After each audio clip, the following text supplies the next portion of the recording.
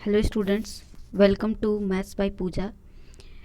देखिए, आज बिहार बोर्ड का क्लास 10th का पेपर था और उस पेपर में कुछ क्वेश्चंस पूछे गए थे जिसको मैं आप लोगों को बता रही हूँ। ठीक है, एक तरह से आप समझिए कि इसकी एनालिसिस दे रही हूँ कि पेपर किस तरह से पूछा गया है और किस तरह का है। देखिए, पेपर है आसान। देखिए, आया था क्वेश्चन किस तरह से, 100 क्वेश्चन MCQ टाइप थे, MCQ फॉर्मेट में थे, जिसमें से 50 क्वेश्चन करने थे। ठीक, बाकी के जो क्वेश्चंस थे वो आपके ऑब्जेक्टिव सब्जेक्टिव टाइप के थे, जिसमें से 2 नंबर और 5 नंबर और 3 नंबर के क्वेश्चन थे शायद। 2 नंबर और 5 नंबर के हैं शायद। हाँ, देखिए, 2 नंबर के और 5 नंबर के क्वेश्चन पूछे गए थे। ठीक है, अब देखिए, मैं पेपर अपने पास ही लेके बैठी हूँ। अभी पेपर में मुझे मिला तो मैंने सोचा कुछ एनालिसिस दे दिया जाए। ठीक है, तो ये क्वेश्चन पूछे गए थे। अब चलिए मैं कुछ क्वेश्चंस बताती हूँ, फटाफट हम लोग क्वेश्चंस को डील करते हैं। ठीक है, देखिए देखिए पहला जो क्वेश्चन, अब देखिए सेक्शन बी से जो क्वेश्चन आया हुआ था, ये मेरे पास सेट नंबर ई है। सेक्शन बी में जो क्वेश्चन उठाए गए थे उसमें पहला क्वेश्चन ये पूछा गया था कि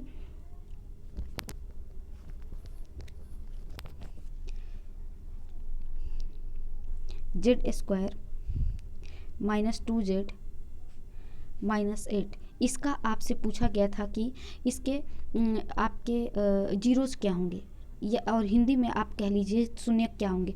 तो कुछ नहीं करना है, आपको सिंपली इस इक्वेशन को जीरो से इक्वेट करके इसका फैक्टर निकाल देना है। फैक्टर ही उसका जीरो होता है, यानी जिस पर वैल्यू जीरो हो जाए। ठीक है ना, तो 8 = 0। इसका मतलब क्या हुआ, बस इसको फैक्टराइज कर लेंगे, आंसर तक पहुंच जाएंगे। 4 दूना के 8, यानी कि Z² यानी कि -8 = 0 है ना।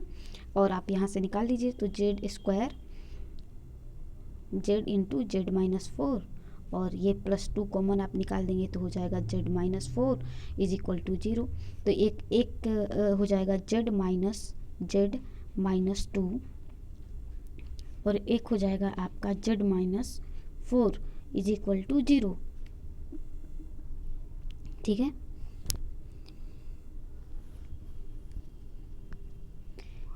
तो यहाँ से हम लोगों को Z की वैल्यू क्या मिल जाएगी, 2 और 4। तो ये पहले इस क्वेश्चन का आंसर था। ठीक है, चलिए अब दूसरा क्वेश्चन देखते हैं। दूसरा क्वेश्चन देखते हैं। दूसरा क्वेश्चन पूछा था कि एक आपको क्यूबिक पोलिनोमियल लिखना था। Cubic polynomial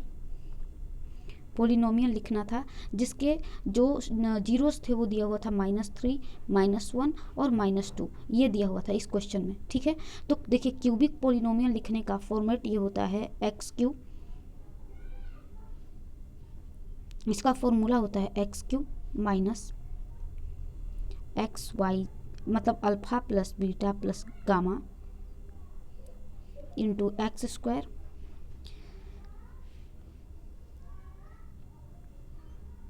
plus alpha beta beta gamma gamma alpha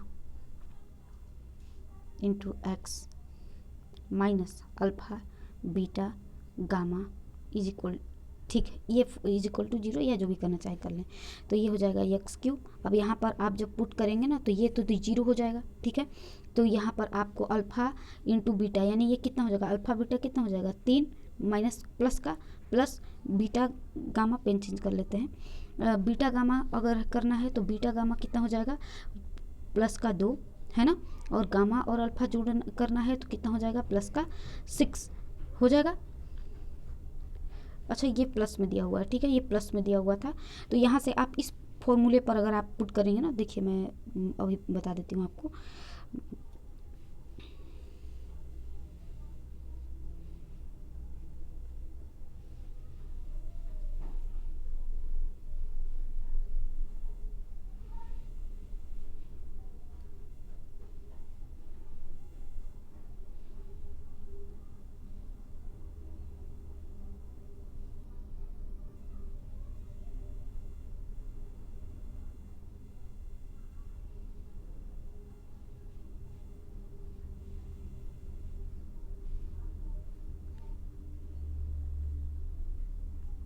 ठीक है, देखिए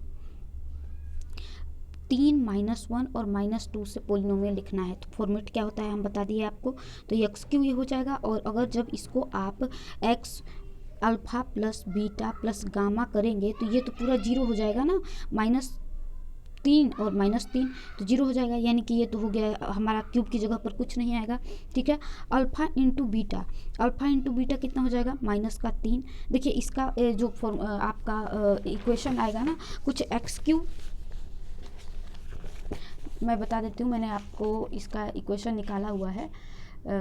जस्ट अ सेकेंड, मैं बताती हूँ आपको कि इसका इक्वेशन कितना आएगा।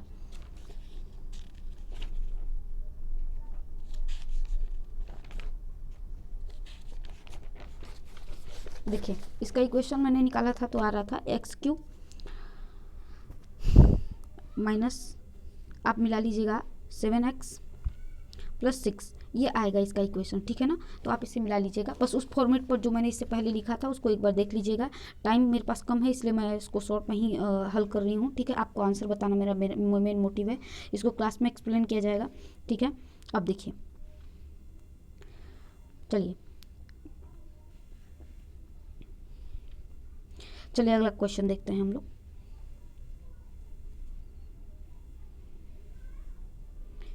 अगला क्वेश्चन देखते हैं हम लोग। अगला क्वेश्चन आपसे ये पूछा गया था कि इसमें यक्स, इसमें ये बहुत ही इजी क्वेश्चन था। ये इसमें दिया था, दो इक्वेशन दिया हुआ है और एक की के और एक में एच वैल्यू निकालना था। अगर यक्स की वैल्यू 1 दी हुई है और वाई की वैल्यू 3 दी हुई है तब। तो कुछ करना नहीं है। अब देखिए 2x प्लस के वाई इज इक्वल टू 3 था और x minus H Y is equal to 2 था। तो कुछ करना थोड़ा ही है इसमें। अब देखिए कितना आसान क्वेश्चन पूछा गया है। अब बस आप इतना करो कि आप क्या करिए कि वैल्यू को पुट कर दीजिए, वैल्यू को ही ना पुट करेंगे। देखिए इसको वैल्यू को पुट कर दीजिए।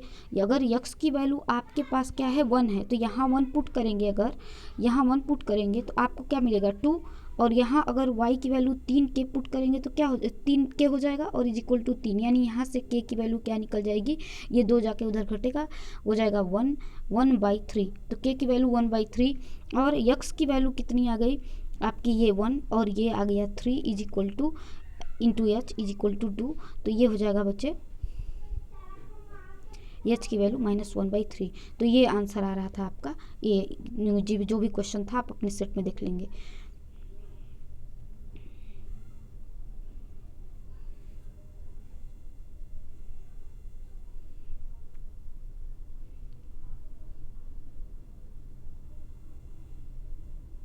चलिए अगला क्वेश्चन देखिए। अगला क्वेश्चन जो है वो है आपका क्वेश्चन नंबर 4। क्वेश्चन नंबर 4 क्या है, दिया हुआ था कि दो नंबर्स हैं जिनका difference x minus Y is equal to दिया है 14 और कह रहा है कि x square minus y square is equal to अगर 448 है तो संख्या निकालिए। देखिए इसको बनाने का सबसे अच्छा तरीका जानते हैं क्या था, इस x square minus y square को ही आप लिख लीजिए x plus y into x minus y, है ना।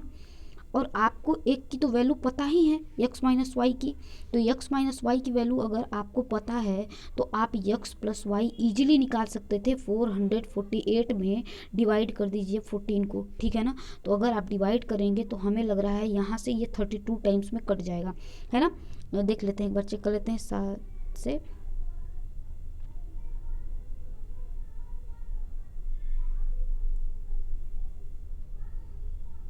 या ठीक है, तो यक्स अब आपको क्या मिल गया, अब आपको क्या मिल गया, देखिए आपको मिल गया x की वैल्यू क्या मिल गई, x minus Y is equal to मिल गया 14 और x plus Y is equal to मिल गया आपका 32, है ना।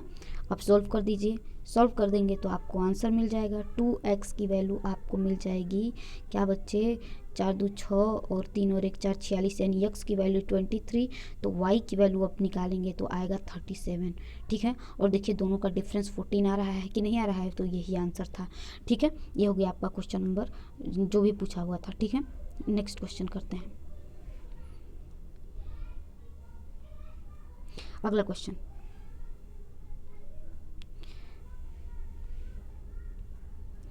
चलिए ठीक है।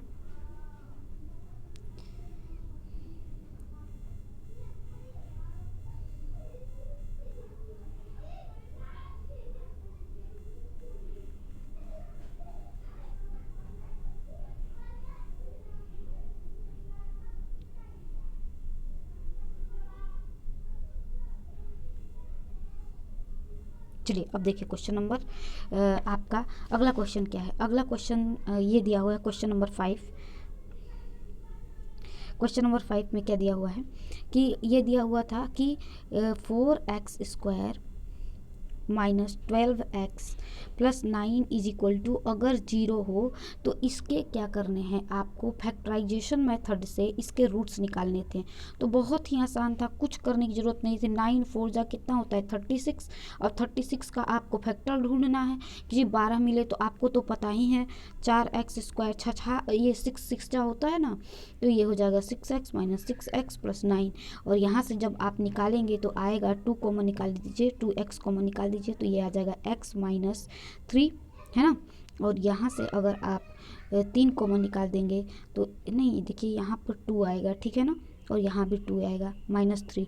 एक्चुअली में ये आएगा क्या, आप ये देखो समझो, आएगा ये देखिए ये आएगा क्या, ये आएगा 2x - 3 का होल स्क्वायर आएगा, ठीक है।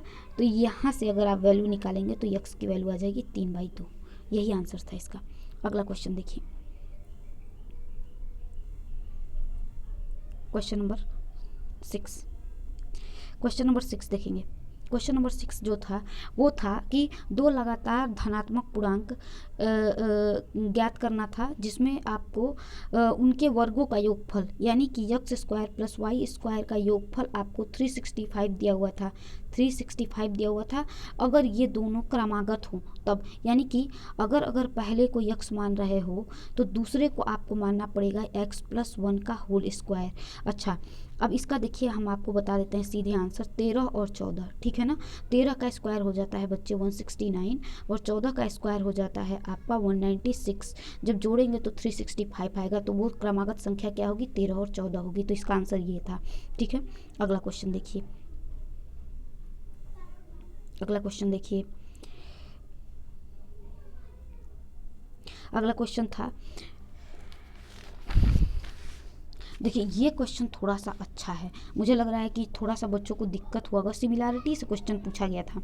देखो बच्चे बहुत ध्यान से समझेंगे क्वेश्चन को, है ना। जस्ट अ सेकेंड, हाँ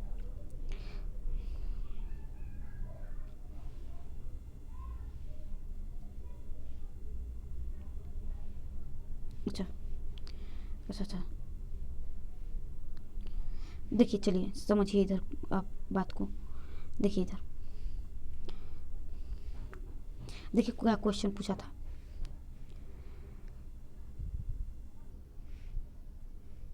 देखिए क्या क्वेश्चन पूछा गया था। क्वेश्चन पूछा गया था कि एक ट्रायंगल है ABC, है ना, ये ट्रायंगल ABC है, ये दिया हुआ था कि एक ट्रायंगल ABC है और इस ट्रायंगल में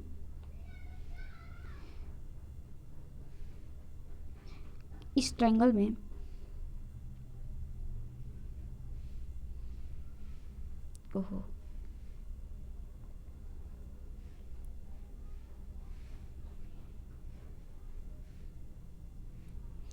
इस ट्रायंगल में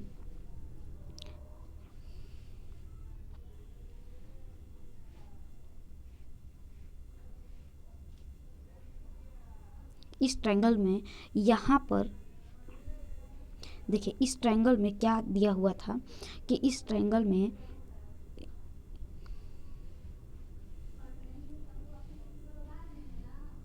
चलिए मैं अभी रिकॉर्डिंग अभी और क्वेश्चंस तुरंत मैं डाल रही हूँ आपको, ठीक है।